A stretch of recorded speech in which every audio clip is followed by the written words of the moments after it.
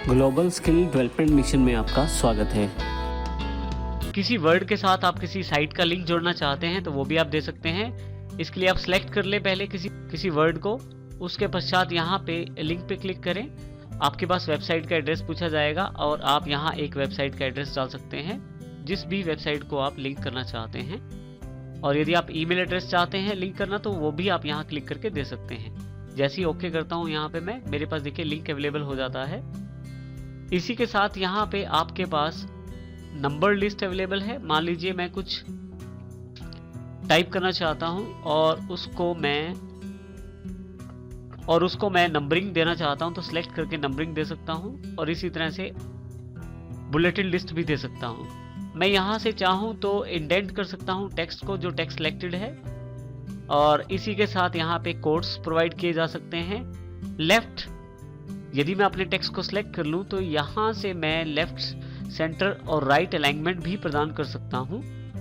इसी के अलावा यदि आप मान लीजिए आप चाहते हैं कि कलर्स वगैरह जो आपने दिए हैं वो हटाने हैं तो आप इसके लिए टेक्स्ट को सिलेक्ट करें जिसमें फॉर्मेटिंग है और यहाँ से रिमूव फॉर्मेटिंग पे क्लिक कर दें तो आपका जो टेक्स्ट है वो बिल्कुल सिंपल और नॉर्मल अवेलेबल हो जाएगा।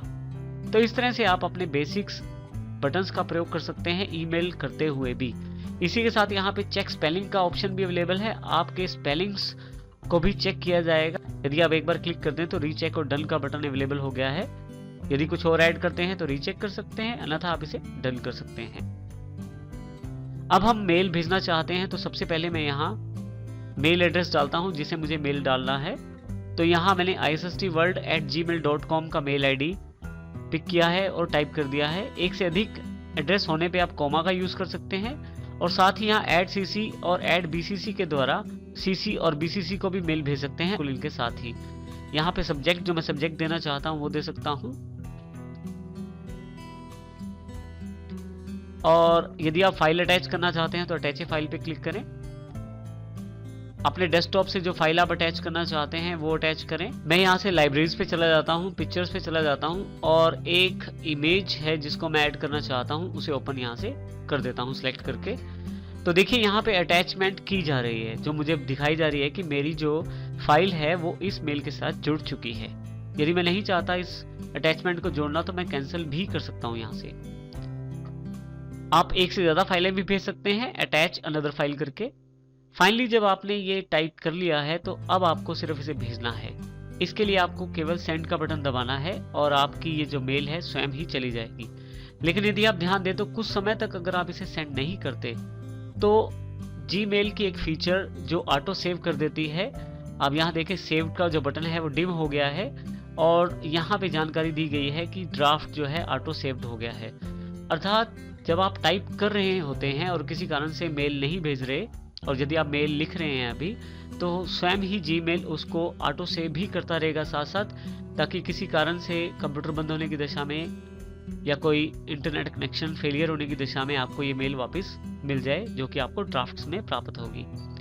अब मुझे इसे केवल सेंड करना है। जैसे ही मैं सेंड करता हूँ यहाँ मैसेज आ गया मेरे पास सेंडिंग, और फाइनली जब मैसेज चला जाता है तो यहाँ पे your message has been sent, आपका जो मैसेज है वो यहाँ से चला गया है। किसी कारण से अगर ये मेल वहां नहीं पहुंचती तो आपके पास उसकी एक्नॉलेजमेंट वापस आ जाती है जो ये बताती है कि मेल वहां नहीं पहुंची है। वो भी कुछ सेकंड्स के अंदर ही आपके पास एक्नॉलेजमेंट वापस आ जाती है। हम फिर से एक मेल लिखने की कोशिश करते हैं जिसको मैं उसी समय नहीं भेजना चाहता। इसके लिए मैं कंपोज पे क्लिक करता हूँ। फिर से जो एड्रेस है वो यहाँ मैं डाल देता हूँ जिसपे मुझे मेल भेजनी है, सब्जेक्ट,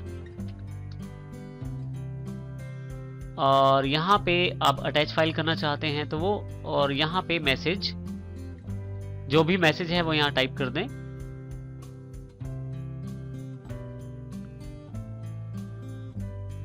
यहाँ पे जैसे ही मैं अपना मैसेज टाइप करता हूँ और मैं इस मेल को नहीं भेजना चाहता तो उस केस में मैं सेव नाउ कर सकता हूँ। यहाँ पे मैसेज लिखने के पश्चात यदि मैं चाहता हूँ कि इस मेल को अभी नहीं भेजना, बाद में भेजना है, तो उसको यहाँ से मैं सेव नाउ पे क्लिक कर सकता हूँ ताकि मेरे पास ये ड्राफ्ट्स में आ जाए। और यदि मैं इसे भेजना ही नहीं चाहता तो मैं डिस्कार्ड कर सकता हूँ। अभी मैं इसे सेव नाउ कर देता हूँ। जैसे ही सेव नाउ करता हूँ अब मेरे पास, यदि ड्राफ्ट की तरफ देखें तो यहाँ एक नंबर इसमें इंडिकेट करता है कि आपके पास ड्राफ्ट में एक मेल अवेलेबल है, अर्थात एक मेल जो सेंड नहीं की गई है और ड्राफ्ट में सेव हो गई है। ड्राफ्ट्स पे क्लिक करता हूँ तो ड्राफ्ट में आपके पास देखिए मेल का जो सब्जेक्ट है वो दिया गया है और वो मेल पूरी बताई गई है। अब यदि आप चाहते हैं बाद में किसी भी समय मेल को भेजना, तो अब केवल आपको ये ड्राफ्ट क्लिक करके खोलना है और फाइनली फिर सेंड के बटन पे क्लिक कर देना है। ये मेल फिर से दोबारा चली जाएगी। तो ड्राफ्ट के साथ आप उन मेल्स को जिनको उस वक्त नहीं भेजना चाहते, बाद में भेजना चाहते हैं, तो सेव करके रख सकते हैं। सेंड मेल पे यदि मैं क्लिक करूं तो वो सभी मेल्स जो मैंने भेजी हैं उनकी इंफॉर्मेशन आ जाती है। जो मेल मैं देखना चाहता हूं बाद में वो भी देख सकता हूं क्लिक करके। जैसे मैं फर्स्ट मेल पे क्लिक करता हूं तो मेरे पास जो मेल मैंने भेजी थी उसकी जानकारी अवेलेबल हो गई है। यहाँ से बैक भी कर सकता हूं मैं।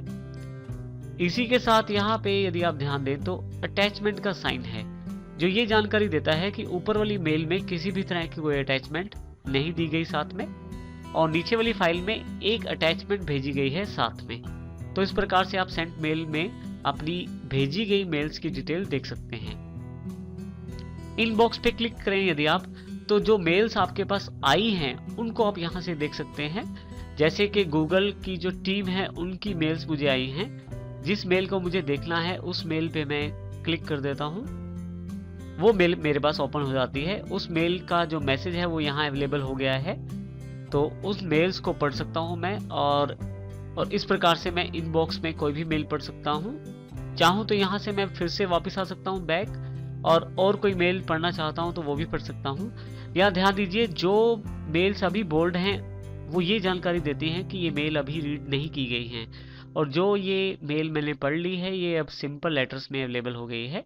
फिर से मैं इस मेल को क्लिक करता हूँ तो आप देखेंगे कि यहाँ पे मेरे पास दूसरी मेल अवेलेबल है, जिसमें जब भी कोई मेल आपके पास आती है तो उसका टाइम भी आपके पास यहाँ अवेलेबल हो जाता है कि वो मेल आपके पास कब अवेलेबल हुई। इसी तरह से यहाँ से फिर से बैक आ जाता हूँ। आप चाहें तो यहाँ क्लिक कर लें, चाहें तो इनबॉक्स पे दोबारा क्लिक कर लें। फिर से देखें यहाँ पे इनके लेटर सिंपल हो गए हैं, जबकि ऊपर वाले दोनों मैसेज के लेटर जो हैं वो बोल्ड हैं अभी तक, जो ये दर्शाते हैं कि ये मेल अभी नहीं पढ़ी गई है। आपके पास काफी सारे मेल्स इकट्ठे हो सकते हैं, तो ऐसा हो सकता है कि आपको उनमें से कुछ मेल्स नहीं चाहिए, या जो मेल्स हैं वो आपका जो ईमेल अकाउंट है वो भर रहे हैं, और यदि आपको मेल नहीं चाहिए तो आप यहाँ कॉर्नर से उन्हें सेलेक्ट कर सकते हैं।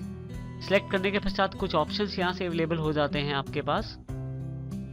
यहाँ आपके पास एक डिलीट का ऑप्शन अवेलेबल है। जब मैं इसे क्लिक करता हूँ डिलीट पे, तो यदि आप देखें तो 2 conversations have been moved to the trash. इसका अर्थ यह है कि 2 मेल्स जो मैंने डिलीट किए हैं वो ट्रैश में चली गई हैं। एक तरह से कंप्यूटर के लिए जो रिसाइकिल बिन होता है जीमेल में, वही एक ट्रैश की तरह काम करता है। अर्थात जब भी आप किसी चीज़ को डिलीट करते हैं तो वो आपके पास ट्रैश में चली जाती है, ताकि यदि आप कभी दोबारा उसकी ज़रूरत पड़े तो आप ट्रैश में से उसे दोबारा निकाल सकें। और यदि आप अभी चाहते हैं उसे वापस लाना तो यहाँ से अंडू भी कर सकते हैं। इसके अतिरिक्त यदि ट्रैश में काफ़ी सारी मेल्स इकट्ठी हो जाते हैं तो आप उसे भी डिलीट कर सकते हैं। ट्रैश में से मेल्स डिलीट करने के लिए यदि आप यहाँ इस तरफ आएँ और यहाँ मैं अगर सर्कल्स के आगे हल्का सा माउस लेके जाऊँ तो देखिए मेरे पास मेन्यू जो है वो बड़ा हो जाता है। देखिए फिर से जब मैं माउस यहाँ लेके आता हूँ तो मेन्यू बड़ा हो जाता है, और यहाँ अगर मैं लेस पे क्लिक करूँ तो कुछ ऐसा ऑप्शन आएगा।